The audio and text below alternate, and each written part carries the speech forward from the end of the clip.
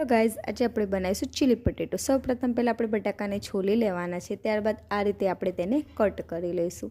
આ રીતે કટ કર્યા બાદ આપણે તેને લોંગ પીસમાં કટ કરવાના છે। બધા જ બટાકાને આ રીતે લોંગ ચિપ્સમાં કટ કરી લઈશું।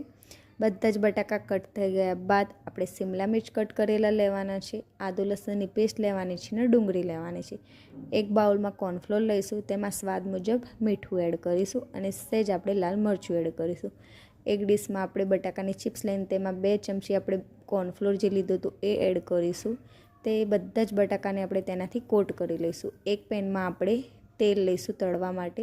તેલ ગરમ થઈ ગયા બાદ આપણે બધા જ બટાકાની ચિપ્સ એમાં એડ કરી દઈશું। બધી જ બટાકાની ચિપ્સને આપણે સરખી રીતે ફ્રાય કરી લઈશું। બધી જ ચિપ્સ ફ્રાય કર્યા બાદ તે જ પેનમાં આપણે તેલ લઈશું। ત્યારબાદ તેમાં ડુંગળી કટ કરેલી એડ કરીશું।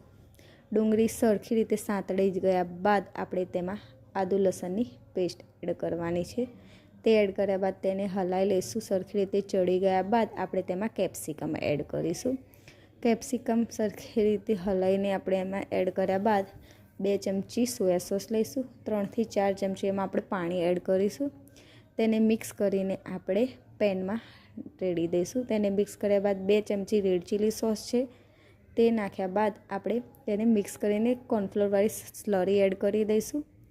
त्यारबाद આપણે તેમાં 2 ચમચી કેચઅપ એડ કરીશું। કેચઅપ એડ કર્યા બાદ તેને મિક્સ કરીને બધી જ આલુની ચિપ્સ આપણે અંદર એડ કરી લઈશું। તેને મિક્સ કરી લઈશું સરખી રીતે।